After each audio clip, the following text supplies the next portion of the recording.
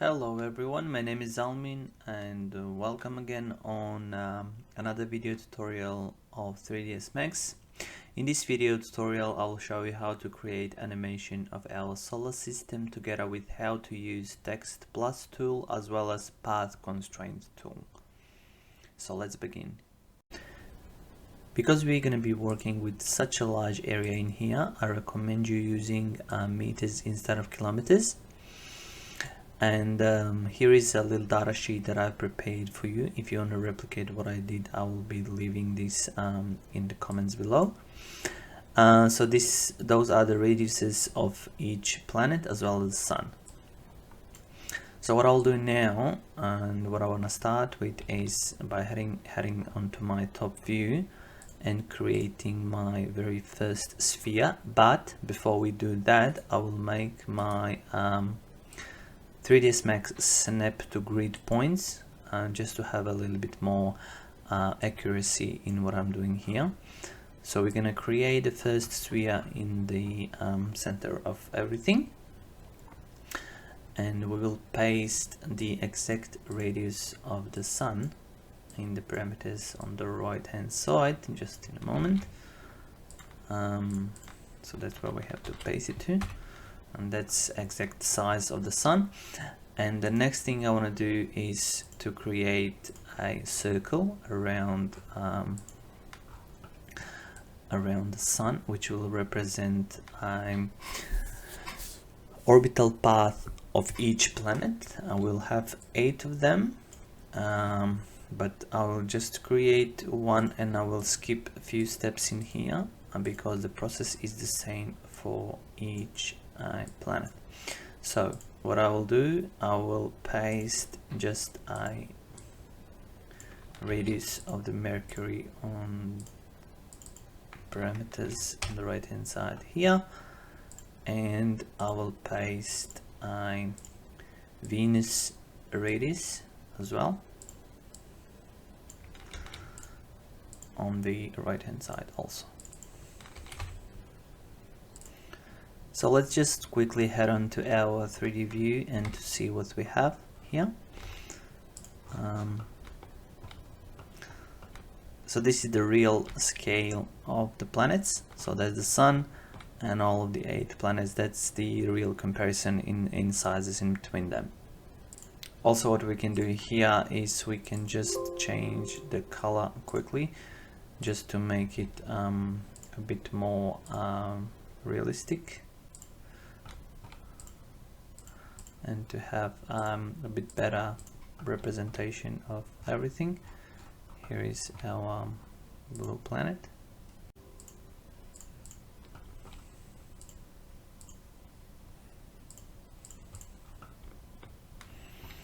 And if we hide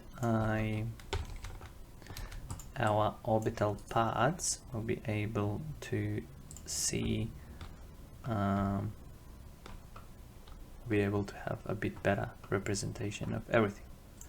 So what we have to do now is we need to head onto our top view and to unhide everything that's hidden at the moment. And what we need to do now is we need to assign each of those planets to its path, to its orbital path. The way to do that is by selecting the planet, going to motion button here and clicking on assign controller and position and choosing position XYZ, and clicking this little tick here and choosing path constraint. And the way to add path is actually by clicking here under the path parameters. We click on add path and we select the circle that we draw earlier. And if we come down to our animation panel and if we scroll across, we will see that our first planet is starting to move.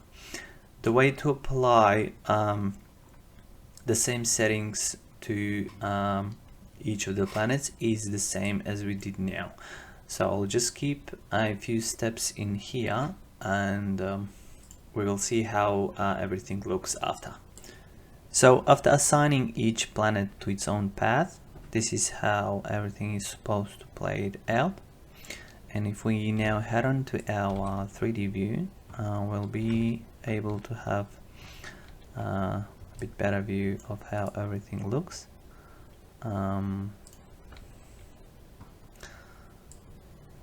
So at the moment we have them all aligned and orbiting around the sun, and we will apply some different settings now. So what I want to do now is to apply text plus tool on each planet, which will show the name and the radius of each planet.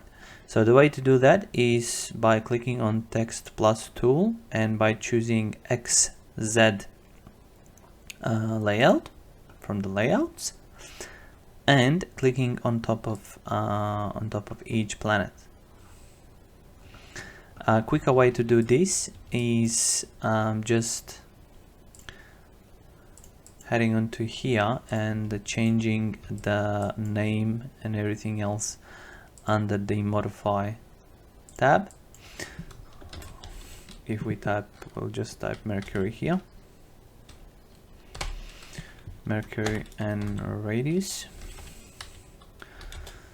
And the way to apply radius is by clicking on set value as text, choosing expression and picking the value from the scene and clicking on the preferred planet, selecting object and then radius.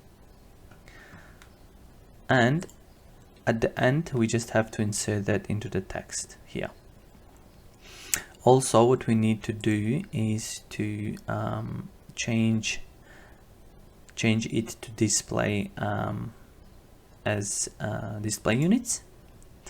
And if we head now to our 3D view, we're going to be able to see that this is the Mercury and that it has a radius of 2,439 kilometers. Remember, we're working with meters instead of kilometers here, just because of the scale of everything. And now we'll just bring it a little bit up. Maybe we can scale it a little bit down just to have a bit more better representation. And what we can do next is we can head on to our top view, and by keeping shift and dragging, so keeping shift and dragging, we can create a copy of the same text, and we can just change the name to Venus.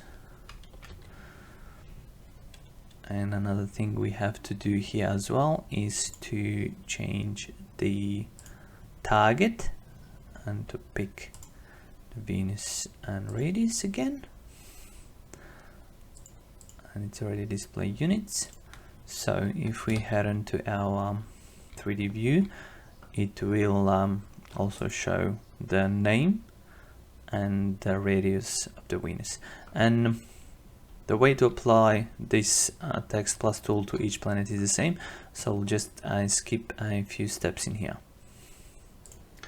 So after applying text plus to each of the planets, this is how everything is supposed to look in 3D view.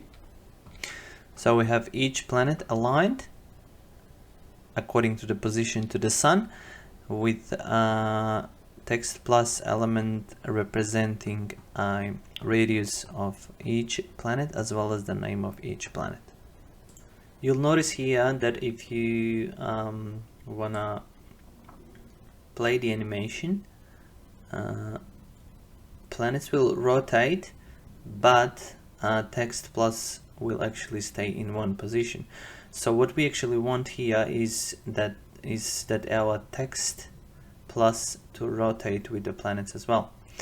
So the way to do this is by jumping onto the standard primitives and changing it to compound objects and choosing connect from the object type, clicking on what we first need to actually do is we need to click on the actual planet, and then clicking connect, and then pick operand, and then clicking the text plus above. You escape from that, you repeat the process again for each of the planet, and after the process is finished, this is the final product. And if you notice, if you play the animation now, you will notice that each of the text plus elements is orbiting around together with assigned planet. Another thing that I want you to notice here, that if you at any given point of time change the color of the planet, the text plus element that is following the subject planet is changing as well. So that's another cool thing here. And what we want to do now to make everything a bit more realistic is to jump onto our top view again and to move all the planets a little bit around, because that's how they are in a real life situation. They're not aligned. And then if we jump onto our 3D view, and let's maybe hide those orbital parts for a moment. And if we play the animation again now, we will see how all of the planets are orbiting the sun with exact name and the radius size floating above them. And another thing I want you to do here is just to stop animation for a moment and hide the parts, and just to maybe tilt everything up a little bit, because that's the way the planets are actually in real life. And if we play everything now, that's the final product. Thank you so much for watching, and I'll be with you with another video tutorial very shortly.